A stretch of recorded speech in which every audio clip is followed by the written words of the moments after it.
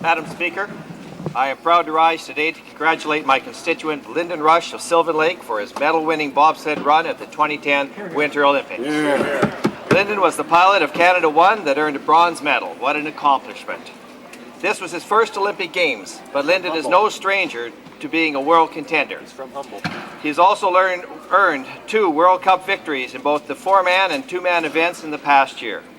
I also recognize Central Alberta's other 2010 Olympians, Reagan Lauscher, Drew Golsack, Jan Hudek, Zina Koker, Jeremy Wotherspoon, and Melissa Hollingsworth.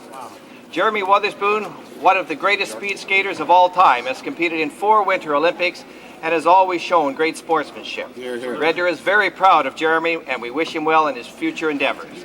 Once again, Madam Speaker, I congratulate Lyndon Rush on his remarkable achievement, and I thank the entire Canadian Olympic team for being an inspiration to all Canadians.